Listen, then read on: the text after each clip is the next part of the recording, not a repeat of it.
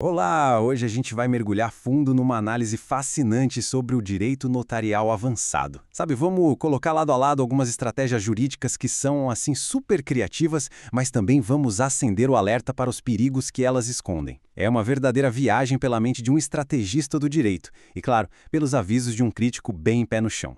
E para começar, vamos direto ao ponto com essa pergunta que mais parece um quebra-cabeça, né? Essa questão é o centro de uma manobra jurídica super complexa e a resposta dela vai guiar a gente por um verdadeiro labirinto de leis, riscos e, olha, muita, mas muita criatividade. Ok, então vamos lá. Para a gente entender as estratégias de hoje em dia, que são bem sofisticadas, primeiro a gente precisa dar um passo atrás e ver como a figura do tabelião se transformou ao longo dos séculos. Porque, veja bem, não é só alguém que carimba papéis, é uma função que evoluiu de uma forma drástica. Agora, o que é realmente interessante aqui é como essa jornada mostra um aumento incrível de responsabilidade. Pensa só, começou lá no Egito Antigo com o escriba, que era basicamente uma figura de confiança numa sociedade que não sabia ler nem escrever. Depois, evoluiu para ser um formalizador de vontades. E aí, com a Constituição de 88, bum! O tabelião se torna um verdadeiro guardião da legalidade. Um profissional que precisa ir a fundo, investigar e dar a forma jurídica correta para a intenção das pessoas. E é aqui que a coisa fica boa. Com toda essa responsabilidade, vem também as grandes estratégias. A gente vai analisar agora algumas manobras jurídicas que são pura genialidade, quase uns pulos do gato, sabe? Elas foram apresentadas como soluções para problemas bem complexos e caros. Imagina só esse cenário. Uma construtora retoma a propriedade de um imóvel de luxo porque o comprador não pagou. Para fazer isso, ela tem que pagar um ITBI altíssimo, aquele imposto de transmissão. Mas um tempo depois, ela entra num acordo com o antigo proprietário. O desafio é, tem como reverter tudo isso e pegar de volta essa grana do imposto que já foi pago?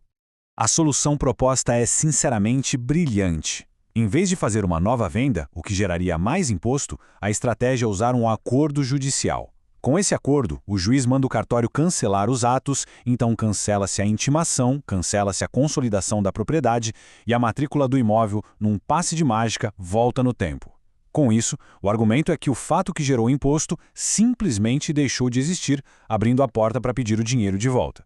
E essa citação resume tudo perfeitamente. Parece mágica, não parece? A propriedade que legalmente já tinha trocado de mãos retorna ao dono original sem a dor de cabeça de um novo imposto. Uma economia gigante, gerada por pura técnica jurídica. Bom, antes da gente ir para a próxima manobra, a gente precisa entender um conceito-chave, a nota promissória pro soluto. Diferente de uma nota comum, essa aqui quita a dívida original na hora. A obrigação de entregar o imóvel, por exemplo, morre ali. O que sobra é só um título de crédito para ser cobrado depois. É como trocar a dívida por um cheque, que já vale como pagamento. Com esse conceito de pró-soluto na cabeça, dá uma olhada nessa outra engenharia.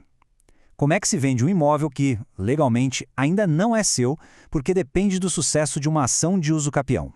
A solução é fazer uma escritura de venda de coisa futura. E o pagamento? Uma nota promissória pró-soluto, que só vence quando a sentença da uso capião sair. O negócio é fechado hoje, mas o dinheiro de fato só entra lá no futuro. E para fechar esses pulos do gato, uma última dica rápida, a cláusula constitutive. A gente vai ver como essa pequena frase, colocada numa escritura, pode mudar o jogo todo, permitindo uma ação de reintegração de posse muito mais rápida.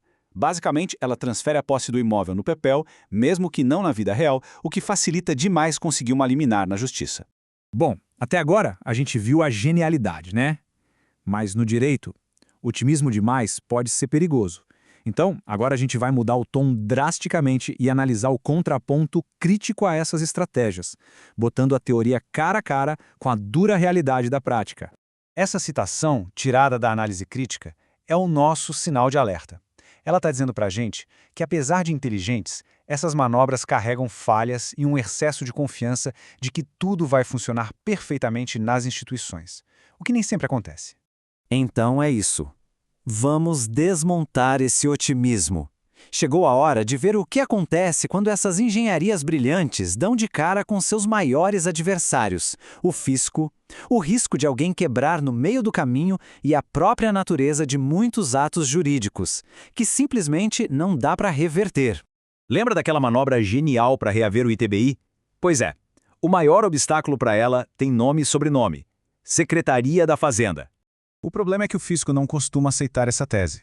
A lógica da autoridade tributária é simples. No momento em que a propriedade mudou de dono, o imposto era devido. Ponto.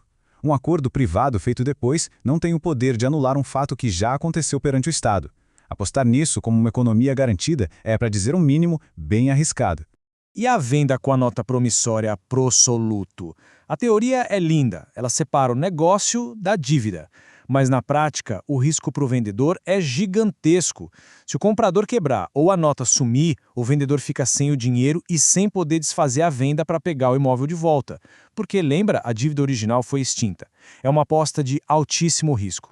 A falha conceitual por trás dessa ideia de que dá para simplesmente reverter um planejamento jurídico pode ser resumida numa metáfora bem legal: a falácia do palíndromo. A metáfora sugere que um planejamento jurídico poderia ser lido de trás para frente, como um palíndromo. A ideia de que o caminho para desfazer um negócio seria o espelho perfeito do caminho para fazê-lo. Se fazer a venda foi o caminho de ida, o cancelamento seria um caminho de volta idêntico, sem nenhuma alteração. Mas a realidade é bem diferente, e isso ilustra o ponto central de forma brilhante. No direito, o caminho de volta nunca é o mesmo. Desfazer um ato no cartório tem custos, gera novos fatos tributórios e cria riscos que não existiam na ida. Essa ideia de uma reversão perfeita é, na verdade, uma ilusão. E aí a gente chega na grande questão. Essas estratégias todas são atalhos geniais ou são armadilhas bem elaboradas? A resposta parece estar no equilíbrio entre usar a criatividade para resolver um problema e ter a prudência para não acabar criando um problema ainda maior. E para fechar, fica essa reflexão. Nesse mundo complexo do direito notarial, a linha que separa a genialidade do risco é muito, muito tênue. A engenharia jurídica pode sim criar soluções incríveis, mas é fundamental sempre se perguntar, afinal, qual é o verdadeiro custo que está escondido por trás de tanta criatividade?